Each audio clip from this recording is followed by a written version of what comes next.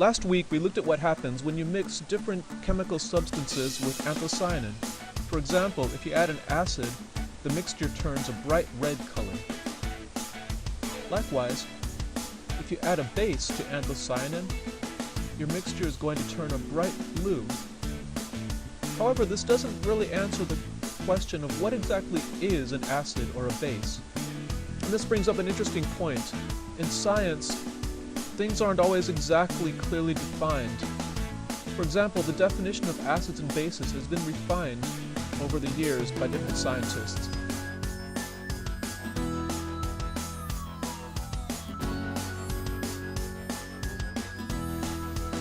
In the 19th century, a chemist named Svante Arrhenius decided to classify acids and bases based on what they do when you dissolve them in water.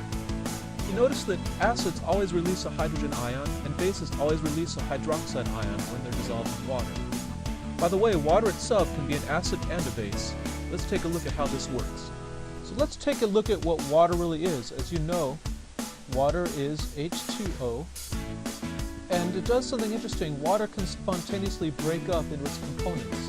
So we have H+, and then of course it's H2O, we have oxygen, and then we have another hydrogen, so OH-.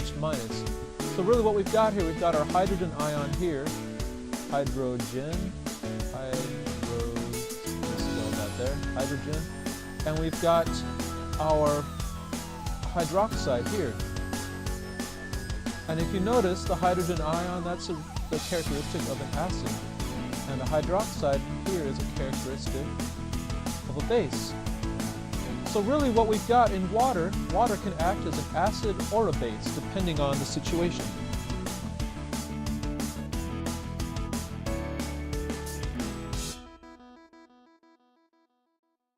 The Arrhenius definition of acids and bases wasn't enough for everybody. Brønsted-Lowry argued that the hydrogen ion itself is simply a proton.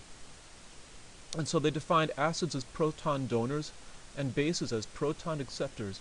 You'll notice they got rid of the hydroxide altogether in the equation. Their idea has some interesting implications for life sciences and biology.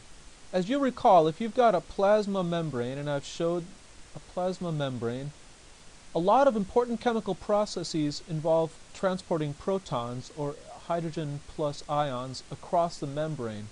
For example, photosynthesis and the formation of ATP are processes in which the transportation of hydrogen and H+ ions is very important.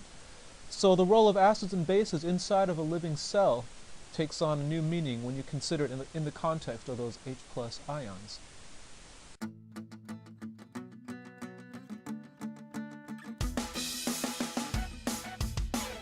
Lewis did away with the ions altogether and looked instead at the electrons. That H+ ion will actually accept 2 electrons and then form a bond. And likewise, hydroxide will give up 2 electrons to form a bond. So in the Lewis definition, acids are electron acceptors and bases are electron donors.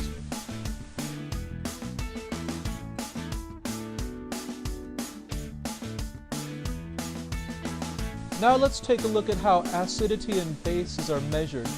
We use a system called the pH scale, and the pH is a number, and I'll explain in a moment how this number comes to pass. But all you really need to know is that the low numbers from 1 through 7 are acid, and the high numbers 8 through 14 are base. Number 7 is about where water stands most of the time, and water we consider to be neutral. Now the way this works is that the 7 is actually related to an inverse logarithm, so they're actually 10 to the negative 7, roughly 10 to the negative 7 moles of H+ ions per liter in water. If we wrote that out, 10 to the negative 7 would be 0.0000007. So as you can see, it's a very small number of moles of hydrogen per H+ ions per liter. Now, if we increase the number, we're actually reducing the concentration by an order of magnitude, so that if we talked about pH 8, we'd actually have another 0 in there, so 0.000000001 moles per liter. Likewise, if pH 7 is neutral, then that means pH 6 has 10 times as many ions in it as water does. pH 5 would have 100 times as many. And when we get down to pH 1, let me put this over here on the right. So pH 1 actually has 1 million times as many hydrogen atoms as water does. So 1 million times. So just as a quick summary, remember that on the pH scale, any number less than 7 is acidic and above 7 is basic. And that's really all you need to know about acids and bases. Thanks for listening.